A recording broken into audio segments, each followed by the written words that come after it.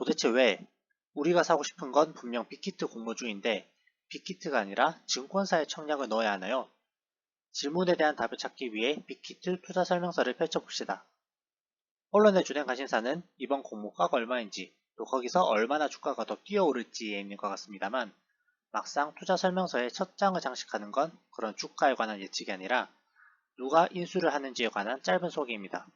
외형적으로는 살짝 볼품없어 보이는 간략한 표입니다만 사실은 이 부분에 왜 우리는 빅히트 본사가 아니라 증권사의 공모주 취득 청약을 넣는가에 대한 이야기가 담겨 있습니다. 그렇게 오늘 영상의 목표는 이 표에 담긴 인수에 관한 이야기를 최대한 온전하게 꺼내어 여러분께 전달드리는 것이고 이를 위해 인수가 무엇인지 또 주관회사는 누구인지 법규를 읽으며 차례차례 소개드리고 제가 주관 업무를 다룰 때 개인적으로 주의하는 부분을 공유해보려 합니다. 왜 유튜브를 시작했는지 썰을 풀었던 지난 영상에서 인수는 금융권에서 크게 세 가지 의미로 사용된다는 점을 말씀드렸습니다.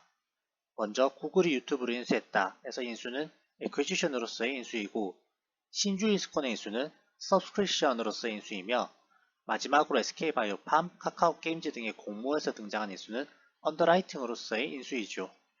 빅히트 투자 설명서에 등장하는 인수 역시 언더라이팅으로서의 인수인데 자본시장법 제9조 제11항이 언더라이팅으로서의 인수가 무엇인지 정의합니다.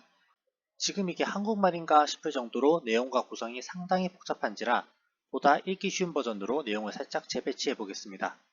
자, 이제 읽어봅시다. 인수는 크게 하나, 제3자에게 증권을 취득시킬 목적으로 증권을 취득하는 윗부분의 인수와 둘, 그 윗부분의 인수를 전제로 모집 사모 매출하는 것을 가리키는 아랫부분의 인수로 나뉩니다. 일단 윗부분의 인수를 이해하기 위해 카카오게임즈 공모 때를 돌이켜봅시다. 카카오게임즈 IPO 과정에서 많은 분들이 신주취득 청약을 넣고 신주인수권을 배정받으셨는데 이 청약 접수 및 신주인수권 배정 절차를 본업이 따로 있는 카카오게임즈가 직접 수행하는 건 비효율적입니다. 그렇게 여기서 수고로운 일을 대신해줄 증권사가 등장합니다. 카카오게임즈가 발행하는 신주를 증권사가 일단 취득하고 그 증권사가 대신 카카오게임즈의 주주가 되고 싶은 사람들을 모집하여 청약을 접수받고 신주를 배정하겠다는 거죠. 물론 그 수고로움에 대한 대가는 어떤 형태로든 받겠지만요. 카카오게임즈 입장에서 보면 원래는 수많은 청약자들과 관계를 맺어야 해서 피곤했는데 이제는 증권사와 체결하는 계약만 신경 쓰면 되기에 훨씬 편해졌죠. 이 일련의 과정 중 증권사가 신주를 일단 취득하는 파트가 바로 앞부분의 인수, 다시 말해 제3자에게 증권을 취득시킬 목적으로 증권을 취득하는 것에 해당합니다. 이때 제3자는 카카오게임즈에 청약을 넣으신 분들처럼 공모주를 최종적으로 보유하고자 하는 사람들이겠죠. 한편 이렇게 신주를 인수하게 된 증권사는 대중들이 그 신주를 취득하고 싶은 마음이 들게끔 청약 권유 활동을 하게 되는데 이 부분이 바로 아랫부분의 인수, 그러니까 앞부분의 인수행위를 전제로 모집 사모 매출하는 것에 해당하겠지요. 이렇듯 언더라이팅으로서의 인수란 엄격하게 보면 윗부분과 아랫부분 두 가지 의미를 지닙니다만 보통의 경우 제3자에게 넘길 증권을 중간자로서 취득하는 것 정도로 정리해도 무방합니다. 이제 인수의 개념은 대강 잡으셨죠? 그럼 다음 질문으로 넘어갑시다. 우리나라의 그 많고 많은 기업들 중 왜 하필 증권사가 인수 업무를 하나요? 삼성전자나 SK텔레콤이 할 수는 없는 건가요? 차근차근 생각해 봅시다. 윗부분의 인수, 그러니까 제3자에게 넘길 증권을 취득한다는 것은 결국 증권을 한번 매수하였다가 다시 매도하겠다는 얘기인데 이는 금융투자상품의 매매에 해당할 것입니다. 한편 아랫부분의 인수, 다시 말해 모집, 사모, 매출을 한다는 것은 증권 취득에 청약 권유를 하는 것이겠죠. 그렇기에 수수료를 받으며 인수 업무를 수행한다는 것은 결국 금융투자상품의 매매와 청약의 권유를 영업으로 한다는 것이고 이는 곧 자본시장법상 투자매매업 또는 투자중개업을 영위하는 것에 해당합니다. 따라서 인수 업무를 수행하려면 투자매매업 내지 투자중개업 인가를 받아야 하는데 앞서 증권사 영상에서 폐지된 증권거래법과 신설된 자본시장법의 관계를 잘 따져보면 증권사의 주된 업에 투자매매업과 투자중개업이 포함되는 것을 알 수 있다고 소개드린 적이 있지요. 이상의 단계적 사고를 요약해보면 인수 업무는 자본시장법상 투자매매업 내지 투자중개업에 해당하므로 투자매매업자이자 투자중개업자인 증권사가 인수 업무를 수행하는 게 자연스럽다는 대답을 구성할 수 있을 것입니다. 자, 지금까지는 언더라이팅으로서 인수가 무엇인지 지극히 이론적인 이야기를 해보았고 이제 빅히트 투자 설명서로 돌아가 현실을 봅시다. 인수 개념을 이해하고 인수인표를 다시 보면 이번 공모에서 NH투자증권 등 5개 증권사가 빅히트로부터 신주를 일단 취득하고 청약 접수 및 신주인수권 배정 절차를 대신 진행할 것이라는 점을 이제는 읽어낼 수 있습니다. 그렇기에 우리는 청약 접수 기간이 시작되면 빅히트에 직접 청약을 넣는 대신 위 5개 증권사에 청약을 접수하겠죠. 한편 5개 증권사 모두 공모주를 인수하는데 이 중 인수회사로 불리는 건 키움증권뿐이고 나머지는 주관회사 또는 대표 주관회사로 기재되어 있습니다. 이들은 무엇이 다른 건가요? 언더라이팅으로서 인수를 수행함에 있어 필요한 사항을 정한 증권 인수 업무 등에 관한 규정, 소위 인수 규정을 펼쳐봅시다.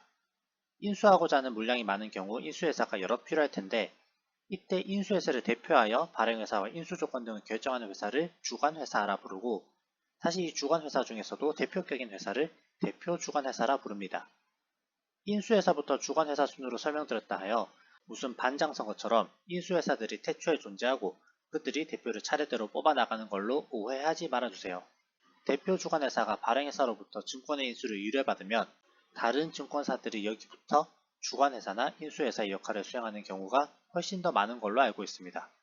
인수규정에 따른 역할 구분을 머리에 담고 다시 투자설명서를 보니 이번 빅히트 공모주를 인수하는 5개 회사 중 주관회사로서의 역할을 맡는 회사가 넷, 그 중에서도 대표격인 회사가 셋 있음을 알 수 있습니다. 여기까지만 알아도 투자설명서를 읽고 인수회사들의 역할을 이해하는 데 충분하며 다음 영상의 주제인 공모 가격 결정과 하이드 펀드, 코스닥 벤처 펀드를 이해하는 데 부족함이 없습니다. 그러나 지금까지 잘 따라오신 것 같으니 조금만 더 욕심을 내요.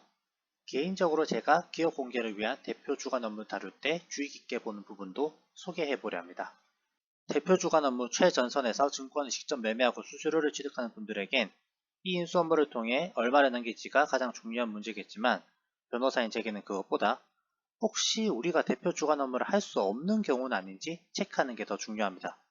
자본시장법 제71조는 증권사의 불건전한 영업행위를 금지하는데 도대체 불건전한 영업행위란 게 뭔지 법령을 좀 더 살펴보니 제7호가 시행령으로 토스, 다시 시행령 68조 5항 4호 마목이 금융투자업 규정으로 토스하여 최종적으로는 금융투자업 규정 4-19조 7호가 이해관계 있는 자의 기업 공개에서 주관회사가 되는 것을 금지합니다.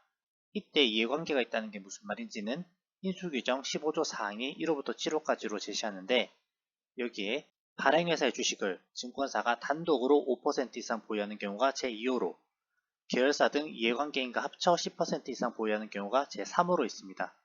지금까지 파도 타기한 내용을 정리하면 IPO하려는 회사의 주식을 단독으로 5% 이상 또는 계열사와 합쳐 10% 이상 보유한 증권사는 공모에서 주관회사 역할을 맡을 수 없습니다. 나아가 계열사와 합친 지분이 10%는 넘지 않아 주관 업무를 할 수 있는 경우라도 만일 지분의 합이 5%를 넘는다면 인수규정 6조 1항에 따라 다른 증권사와 공동으로 주관 업무를 수행해야 합니다. 이거 참 좋은 회사를 미리 알아보고 그 회사에 투자한 증권사 입장에선 단독으로 주관 업무를 수행하여 그동안 뿌린 노력을 제대로 한번 수확하고 싶을 텐데 왜 그렇게 못하게 제한하는 거죠? 아이러니하게도 바로 그 부분, 그러니까 이미 발행회사에 투자한 증권사가 기업 공개에서 이득을 얻을 수 있다는 그 점 때문에 인수규정은 주관회사의 자격을 제한합니다. 인수에 앞서 주관회사는 기업 공개하려는 회사가 상장 요건을 제대로 갖추었는지 또 공모가격 산출의 근거가 되는 회사 사정이 어떠한지 확인하기 위해 발행회사의 전반적인 상태를 한번 평가하게 되는데 이를 보통 기업 실사라 부릅니다. 기업 실사를 마친 증권사는 그 평가 결과를 남기게 되는데 빅히트 투자설명서에서도 역시 인수인의 의견 내지 분석기관의 평가 의견이라는 챕터에 증권사들이 빅히트를 평가했다는 사실과 그 결과가 기재되어 있습니다. 이런 상황에서 만약 주관회사가 발행회사의 주식을 이미 많이 보유하고 있다면 적정 수준보다 훨씬 높은 가격으로 공모가를 산정하여 한동안 주가를 끌어올린 후 조만간 자신이 들고 있던 발행회사 주식을 매도하여 큰 이익을 얻고픈 유혹을 느낄 것입니다. 돈 벌고픈 그 마음 자체가 나쁜 것은 아니나 그 과정에서 주관회사의 평가 의견을 믿고 적정가보다 비싸게 샀다가 손해보는 보통의 투자자들이 속출할 것이 뻔하기에 주관회사가 이런 유혹에 빠지지 않게 방지할 필요가 있습니다.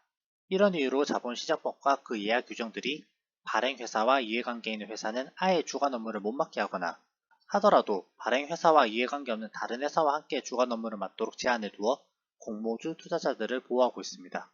대국적으로는 참 아름다운 이야기입니다. 하지만 만약 여러분이 증권사 일원으로서 또는 증권사의 조력자로서 IPO 업무를 다루고자 한다면 그때는 지금까지 설명한 주관 업무 제한을 혹시라도 위반하여 본인이나 회사가 자본시장법상 페널티를 받는 일이 생기지 않도록 살얼음을 걷는 심정으로 주의해야겠죠. 저 역시 대표 주간 업무 다룰 때 이 부분을 주의 깊게 보고 있습니다. 오늘은 자본시장법과 인수규정을 함께 읽으며 언더라이팅으로서 인수가 무엇인지, 또 주간회사는 뭐하는 곳이며 실무상 어떤 주의점이 있는지 알아보았습니다. 오늘 본 내용에 기초하여 다음 영상에선 공모 가격이 어떻게 결정되는지와 하이드 펀드와 코스닥 벤처 펀드가 공모주 투자자들 사이에서 왜 회자되는지, 또 어떤 부분을 주의해야 하는지 이어나가도록 하겠습니다.